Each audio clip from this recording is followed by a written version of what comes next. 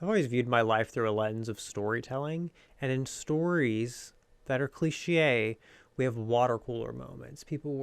Everyone stands around in the office drinking their little water cups out of their water cooler, talking about what's like hip and cool in the moment. And I've never had that, and I just want it so bad. Why can't I have it? So welcome to In Medias Res. This week we're talking about two different things again, but yet again pertaining to the same thing, episodic television. If you don't know, episodic television is kind of the opposite of serialized TV. In serialized stories, you have stories that are constantly connected, leading up to like a larger, bigger story. Hence, serialized. It's a serialized story. With episodic storytelling, you have mostly standalone stories.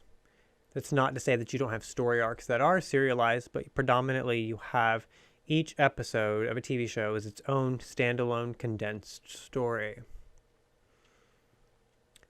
For example, classic Star Trek and new Star Trek Strange New Worlds. Each episode is predominantly its own standalone story.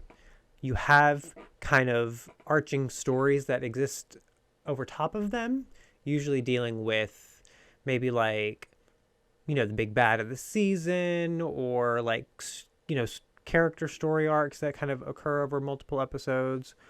And occasionally you'll have like a story arc that just is told over, 2 to 3 to 4 episodes. Classic 90s television loved their like two-parters, because you can end the episode on a cliffhanger and like get everyone to come back, especially like at your mid-season finales. And even Star Trek in some of its later seasons on Next Generation would do two-parters, but one was the season finale and the follow-up was the season premiere of the following season. So can you imagine waiting all season after seeing Picard become Borg? Could you imagine? I wasn't born yet, I don't think. And I can't fathom it, because every time I've watched it, I've been able to go to the next episode after Picard got assimilated. I didn't have to wait. But I can't even imagine. It's like I'm sitting there in May and all of a sudden I turn and you see like Locutus of Borg, and then you have to wait like until freaking September or October for that next episode. I can't imagine. But with that being said, I think we need more episodic storytelling. And the reason I think that is because these serialized stories are starting to lose something. So not only are we getting seasons that are shorter and shorter. So back in the era of network television of yonder years, you had like 22 to 25 episode seasons. So you had a ton of episodes. Sometimes you would have the kind of fluff filler bottle episodes or even clip episodes, but you had so much more content. And now we're kind of whittled down to like 8 episodes for a season. And there's a lot that's like missing. So with episodic episodes, the benefit is you would get standalone episodes centered around certain characters more frequently. So a lot of these episodes that didn't necessarily pertain to the larger story arc would be a character-based episode. You would get to see, like the episode I just watched today, as Geordi is struggling to connect with a woman. The episode starts with him on a date. He's trying way too hard. He's being super romantic. And then throughout the episode, they get stuck by this booby trap, bunch of radiation, and they're trying to figure out how to get out of the situation.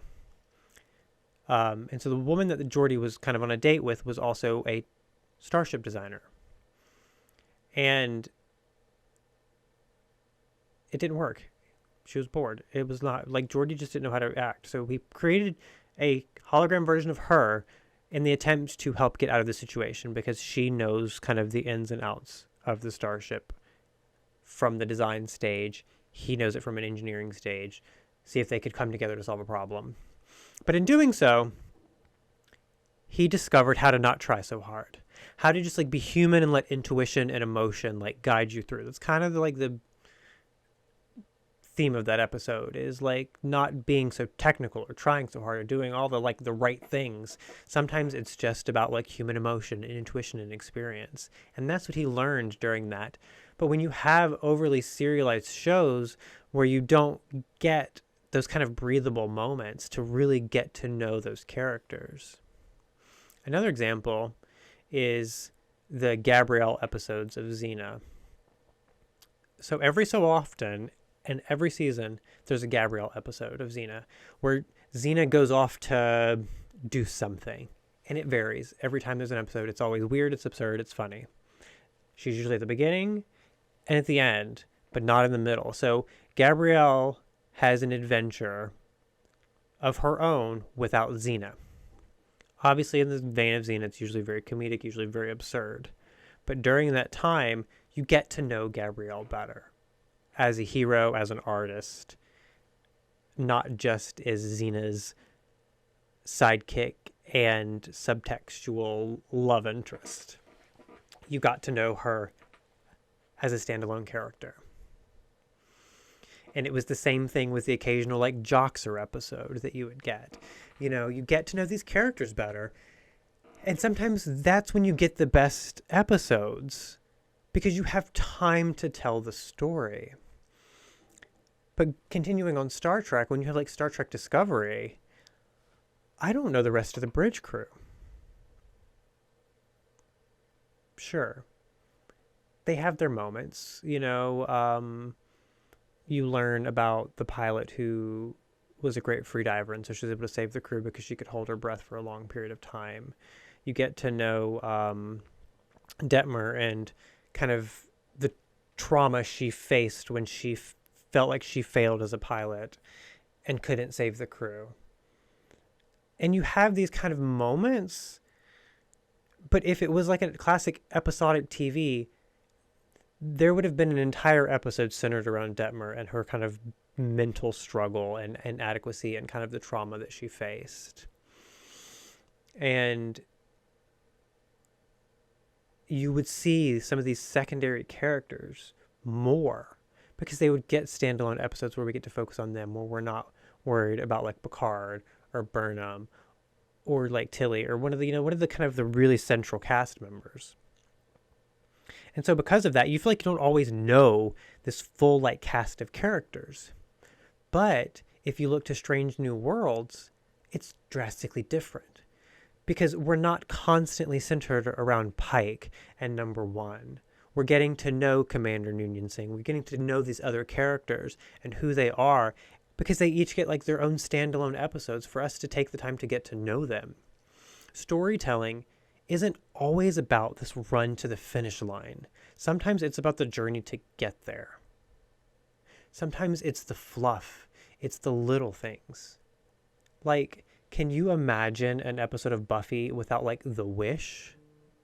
No, I can't. Or Something Blue in season 4, or Once More with Feeling. Could you imagine this show existing without those, like, iconic standalone moments where you get to know a side character? Like, The Wish, for example, was an episode where we got to focus solely like on Cordelia. Sure, she had her shining moments in other episodes, but that's one of the first episodes where we like really get to see it's about her and only her. Something Blue in season 4 was all about Willow. You have the Zeppo in season 3, it's all about Xander. Let's not get into that one. You know, and you get all of these side stories that don't pertain to the larger plot at hand because they have an episode count they have to fill. So you get these great stories. And I feel like we've lost that by having these really tight stories that everyone wants to pitch as, oh, it's an 8-hour movie, it's a 6-hour movie, it's this. Well, guess what? TV's not a movie. It should not be a constant climb to a climax and then it drops down for the finale at the end. It's not that. It's a movie. Every episode should be an ebb and a flow, a rise and a fall, because it's TV. It's a story that is told week to week. Which brings me to my water cooler moment. We don't really have a water cooler anymore. It's not like a thing that happens. We don't go to work and talk about, oh, what's going on? Mostly because there's like too much TV and movie happening to like have everyone on the same page talking about it. Back when water cooler moments were happening, there was like 10 things on TV. So it was easy to, you were all watching I Love Lucy. So let's go and sit and talk about Lucy's antics. Nowadays you can't do that. So the internet, social media is our water cooler. And think about shows like Wandavision, or more recently, The Last of Us. They gradually gained higher numbers as the season went on because of those quote unquote water cooler moments, people going online talking about it. And that's how shows used to be. Word of mouth is one of the best forms of marketing. And when something is dropped all at one time, it doesn't have that same level of gaining a new audience because people quickly forget about it. But when you have something like Last of Us and WandaVision, where you still got a handful of episodes to go, people were like, they still have time to catch up and, latch onto it. It was the same reason why letting a show make it to its second or third season could benefit it. Because it gave the show time to gestate and to gain popularity and to gain traction before saying, okay, this is either a failure or a success. A failure or a success. Yeah, that's right. But there's another added benefit, at least for me. I don't know how you are, but for me, like, TV is like life. Storytelling for me is one of like my great loves. I love when I watch a story and it gives me chills and I get goosebumps, or it gives me like a lump in my throat, or it's kind of like being in love where you just can't stop thinking about it. When I watched WandaVision, it stuck with me. Every week, I was looking forward to it. I was like, okay, today's Wednesday, let's turn this sucker on and watch it, or Thursday, or whatever day it was. I was like, let's turn this on and watch it. Like literally first thing in the morning, I'd be up at 6 o'clock in the morning. And I turned WandaVision on because I was like that excited to watch it. And I don't get that a lot, partially because of binging, partially because I think TV's just not as good right now. But I want a show that gives me that visceral reaction and that sticks with me throughout the week, that I'm excited to come around to see. And sure, there are some shows that I've binged watched after the fact that gave me like a very hard visceral reaction that I couldn't shake. And that was like Battlestar Galactica or Code Geass. But like I haven't had that lately, partially because binge watching. When you watch something and you're done with it, you're like, okay, I'm done. I've got the conclusion. I'm moving on. But when you have something told week over week, it kind of sticks with you. It lives with you. It gets to be a part of your life. It's like a friend that you get to spend time with every week. And quite frankly, right now, the only thing that's even giving me kind of any life is My Hero Academia. And that's not to say that I'm not enjoying Star Trek Picard Season 3. I am. I think it's phenomenal. But something about My Hero Academia Season 6 is just like, it's sticking with me. Like week over week, it's like I'm looking forward to the new episodes. And it's leaving a very visceral reaction for me. And part of that is because of that like episodic storytelling. It's that week over week, it sticks with me. It lingers like I think a good story should. And you don't get that when you binge watch something or something that's like overly serialized either. So I think we should return to more episodic storytelling. One, give shows more episodes. Like 6 episodes is not enough to tell like a really good story. A miniseries, yeah. A long movie, sure. But the thing that we love about TV is getting to live with these characters in their world. And 6 episodes or 8 episodes is not enough to do that. Give me at least 15. Crazy Ex-Girlfriend, back when it was on, fluctuated from the 15 to 18 range. And that was like perfect. Just enough that you could get all the characters, get all the time, and they didn't wear out their welcome without a bunch of fluff or filler. And give me weekly storytelling again. I'm glad that it's becoming more popular. I'm glad that Disney Plus and Paramount Plus and all of these streaming services are kind of continuing on with that weekly model, because that's what I love about TV. I love being excited for it. I love getting the friends together. I love like the day it comes out. I get so like, I'm like a child at Christmas because I'm like, I'm so excited that the new episode comes out. I'll be thinking about it all day until it comes on, or the night before if it's like a streaming show. And I get excited for that. You know, I think what it brings down to is bring back some classic TV. I know that we've injected some cinematic storytelling into our television, but that doesn't mean we have to ruin the medium at large and change it. Adapt the cinema style for the storytelling of television. Don't force it into your own viewpoint of that. There's some stories that are good for binging, but not everything is. And that is kind of my thoughts on episodic storytelling.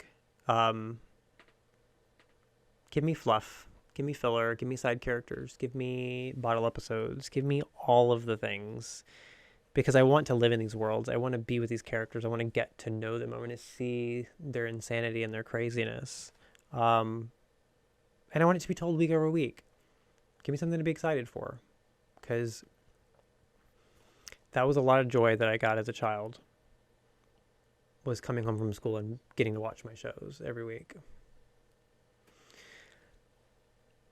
Yeah, I would like to know what you think. Do you think serialized storytelling is better, or do you like the more episodic, like standalone episodes? And do you like the binge model or the weekly model? Like, comment below and let me know, because I'm curious. There's a lot of debate. I know filmmakers have kind of their own opinions of this, based on their own kind of experiences and what they enjoy as a creator. But, you know, as a viewer, what do you think? And always, don't forget to subscribe. That's important to me, to you, to everyone involved. Hit that share button. Sharing is caring. Like I said earlier, word of mouth is like the best form of marketing. So hit that share button. Thumbs up. Love a good thumbs up. Makes everyone happy. And with that, I will see you guys next time. Until then, bye.